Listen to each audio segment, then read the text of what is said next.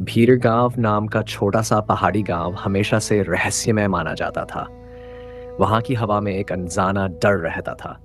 पर सबसे बड़ा रहस्य था उस गांव का जंगल, जिसे लोग निषिद्ध वन कहते थे। गांव में ये बात आम थी कि वहां रात में ऐसी चीजें चलती हैं जो इंसानों के लिए नहीं बनी। अविरल शहर से पढ़कर लौटा एक जवान लड़का इन अंधविश्वासों पर हंस देता था। उसे लगता था कि ये सब पुरानी कहानियां हैं। लेकिन उसकी दादी उसे बार बार एक ही बात समझाती, रात में n बजे से बाद बाहर मत निकलना बेटा। इस गांव में रातें सिर्फ शांत नहीं होती, इन्हें शांत रखा जाता है। अविरल हंसकर बात टाल देता। लेकिन कुछ रातें ऐसी होती हैं जो इंसान की जिंदगी की दिशा बदल देती है। उस रात हवा में अजीब सी ठंडक थी। बाहर पेड़ ऐसे हिल रहे थे जैसे कोई अदृश्य हाथ उन्हें हिला रहा हो। अविरल मोबाइल चला रहा था कि अचानक खिड़की के बाहर से धीमी कराहती हुई आवाज आई, क्ष्म क्ष्म नमा। यह किसी मंत्र जैसा था, पर इतना टूटा फूटा कि सुनकर रोंगटे खड़े हो जाते। अविरल खिड़की से झांकता है, पर बाहर सिर्फ धुंध। उसी धुंध में एक परछाई सी हिलती है और गायब हो जाती है।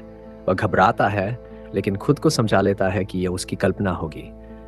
सुबह जब वह गांव में घूम रहा होता है तो दो बूढ़े आदमी जंगल की तरफ घूरते हुए फुसफुसाते हैं, वो झोंपड़ी फिर जली है, फिर कोई अंदर गया होगा, काला जादू कभी खाली नहीं रहता। अविरल यह सुनकर पूछ बैठता है कि कौन सी झोंपड़ी। बूढ़े लोग घबराकर उसे चेतावनी देते हैं कि निषिद्ध वन की तरफ न जाए। वहां एक तांत्रिक की भटकी हुई आत्मा रहती है जो कभी अपनी मौत नहीं मान पाई।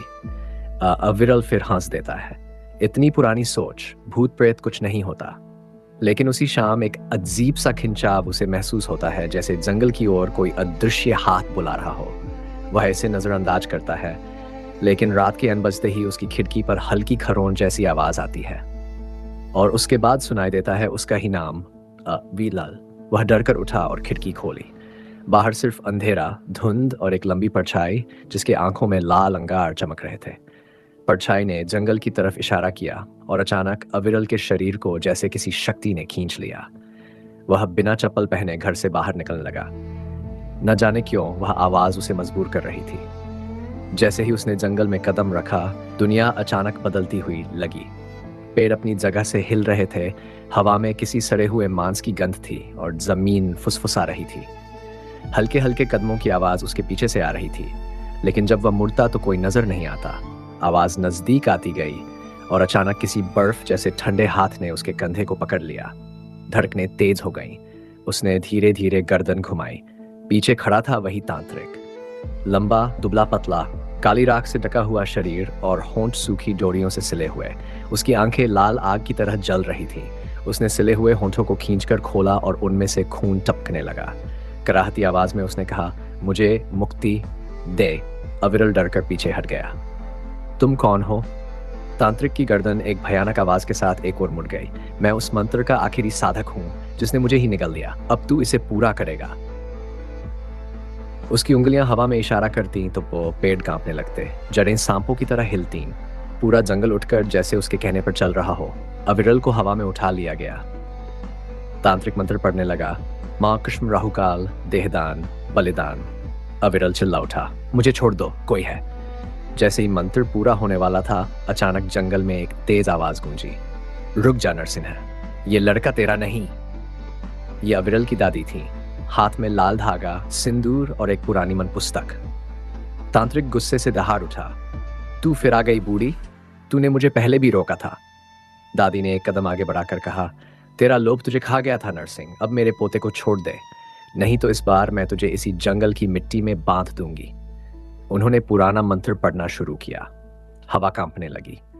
तांत्रिक दर्द से पीछे हटने लगा। दादी ने अविरल पर लाल धागा बांधा और चिल्लाई, भाग बेटा, जंगल के बाहर मत रुकना। अविरल भागता हुआ जंगल से निकल गया। पीछे तांत्रिक की चीखें, मंत्रों की आवाजें और लकड़ियों के टूटने की कराहटें मिलकर एक भयानक शोर पैदा कर रही थीं। अचानक पूरे जंगल में एक विस्फोट जैसा धमाका हुआ। पेड़ों से आग की रोशनी उठी और फिर सब शांत हो गया। सुबह जब लोग जंगल पहुंचे तो वहां सिर्फ राख, टूटी झोंपड़ी और जले हुए पेड़ बचे थे। दादी कहीं नहीं मिली। गांव वाले कहते थे कि दादी ने तांत्रिक की आत्मा को अपने साथ बांध लिया, लेकिन उस रात के बाद से अविरल को हर रात एक ही सपना आने लगा। धुंध के बीच एक परछाई खड़ी होती, वही लाल आंखें, वही सिलेन होंठ, और वह धीमी आवाज में कहती, मेरा मंत्र अभी भी अधूरा है। और सपना हर रात थोड़ा और पास आ जाता है। अविरल को उस रात के बाद नींद तो आती थी, मगर चैन नहीं। जैसे ही आंखें बंद होती, वही तांत्रिक की सराई हुई आवाज उसके कानों में घुलने लगती। विल, तू मेरा चुना हुआ है, मंत्र अभी पूरा नहीं हुआ। हर सपने में तांत्रिक थोड़ा और नजदीक आता, पहले धुंध में, फिर पेड़ों के पीछे, फिर खिड़की से झांकते हुए, और अब तो स्वप्न और हकीकत में फर्क करना मुश्किल होने लगा था। लेकिन असली डर तब लगा जब एक दिन अविरल के हाथ पर हल्की कट की निशान उभर आया, उसी जगह जहां तांत्रिक ने उसे छुआ था। निशान सिर्फ खरोंच जैसा नहीं था, वह धीरे धीरे लाल होता गया, फिर काला, और फिर उस पर अजीब से चिन्ह बनने लगे, मानो किसी ने उसके हाथ पर मंत्र लिख दिया हो। दादी की आवाज उसके कानों में गूंजती, निषिद्ध वन तुझे कभी नहीं छोड़ेगा, और तांत्रिक तो और भी नहीं। उस रात अविरल को नींद नहीं आई। वह खिड़की के पास बैठा था कि अचानक हवा का तेज झोंका आया और कमरे की सारी मोमबत्तियां बुझ गई। अंधेरा गाढ़ा होने लगा। खिड़कियों पर किसी के नाखून खुरचने की आवाज आने लगी। धीरे धीरे वो आवाज कमरे के अंदर गूंजने लगी, रक्त, दे, बलिदान। अविरल का शरीर सुन्न हो गया, सांसें भारी हो गई।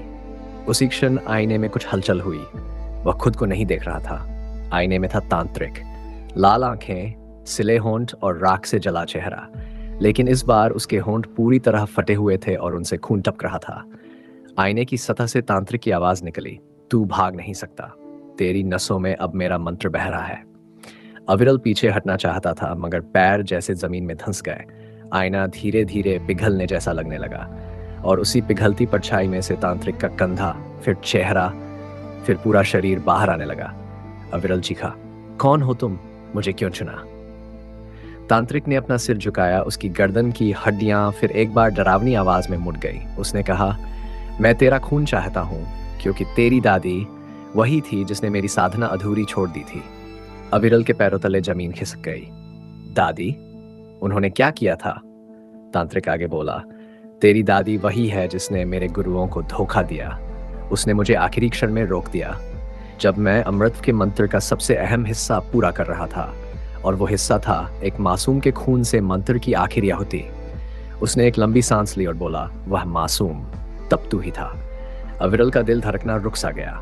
उसके बचपन का कोई हिस्सा उसे याद नहीं आता था। शायद दादी ने उसे छुपाया होगा।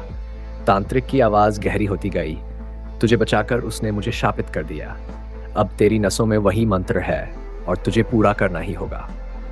इससे पहले कि तांत्रिक अविरल को पकड़ पाता, कमरे का दरवाजा जोर से खुला और वहां खड़ी थी दादी, पर पहले जैसी नहीं। उनकी आंखें अब बिल्कुल काली थीं, चेहरा राख से भरा हुआ, और दाएं हाथ में तांत्रिक की टूटी हुई माला। अविरल डर गया। दादी, आप कहाँ थी? दादी ने धीरे धीरे कहा, मैं नहीं बची थी बेटा। उस रात मैं जंगल में ही रह गई, मृत नहीं लेकिन जिंदा भी नहीं। उसकी आधी शक्ति अब मुझ में है और आधी तुझ में। कमरे में ठंडी हवा का तूफान चलने लगा। तांत्रिक दादी को देखकर गुर्राया, तू मुझे रोक नहीं सकती, और नहीं इस बार ये लड़का बचेगा। दादी ने तांत्रिक पर राख की माला फेंकी।